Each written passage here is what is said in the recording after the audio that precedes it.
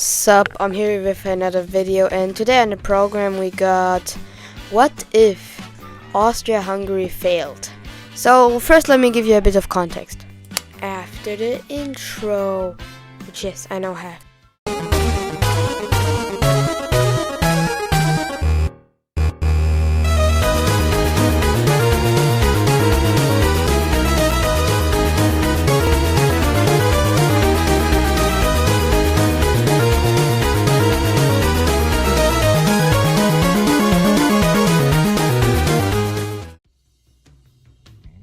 So what happened in our timeline?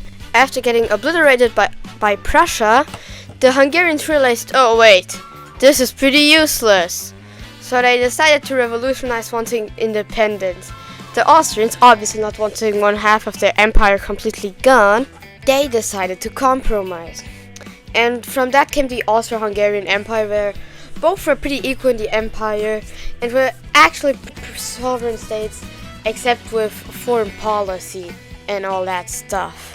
The Hungarians actually agreed, and this state lasted till the end of World War I. What if they just didn't do that? This is pretty much the point of the scenario.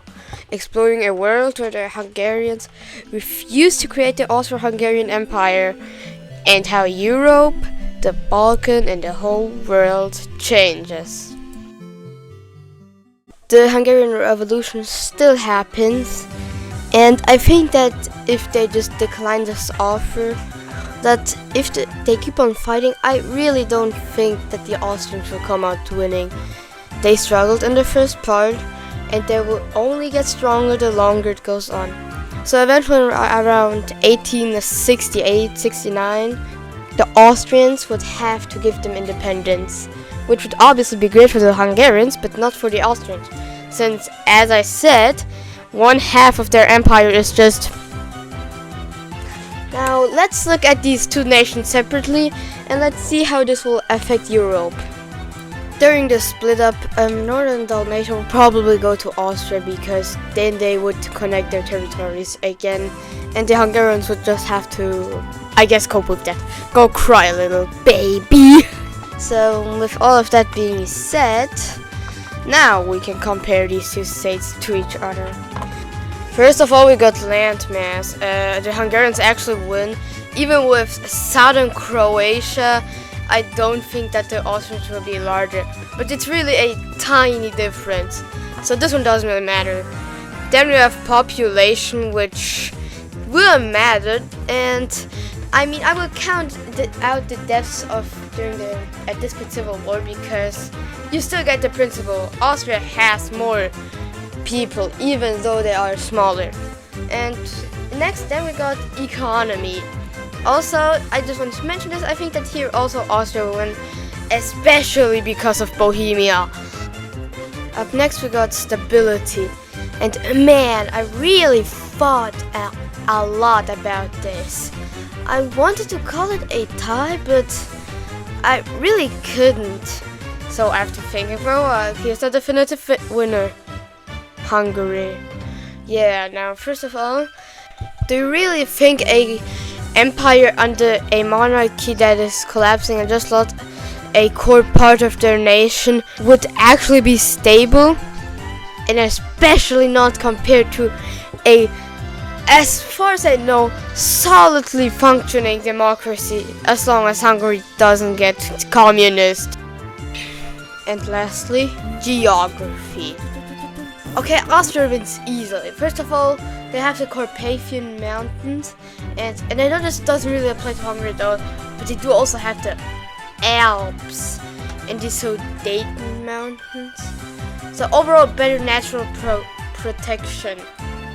And also, they have a coastline, which Hungary doesn't have, and this is pretty bad for the Hungarians, because, and I know I'm dipping into the territory of international reactions to this, if Austria teams up with Romania, they can just decide to cut off all access to the Hungarians of the Danube river, their most important river, which means that if that happens, the Hungarians are kinda, well, cooked.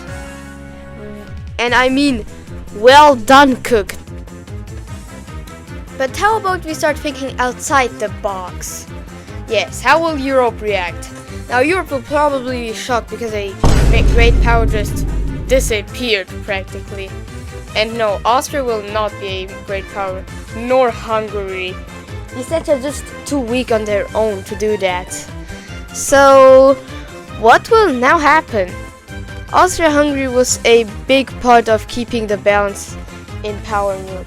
Because as weak as they are one of the cornerstones of the continent's peace.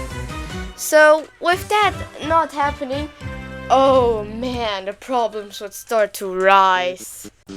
Other than that, I really don't know that much.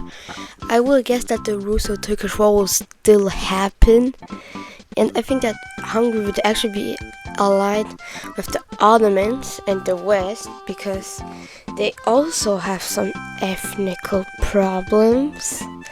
So, yeah. This future war and even more in a part 2 that I will do. Man, I really don't want to do these videos in 2 parts, but oh yeah, and if this video gets 15 likes, I will play Hearts of Iron 4. Because I've already bought it and I think I will be extremely bad at the game. So, now playing the end part. Thanks for still being here at this time in the video. Leave a like, and if you find this interesting, then subscribe for more of these videos, and write in the comments pretty much anything. A criticism, a compliment, a suggestion, whatever. It can also be pretty random. So, part 2 will be on our way, and now playing the outro.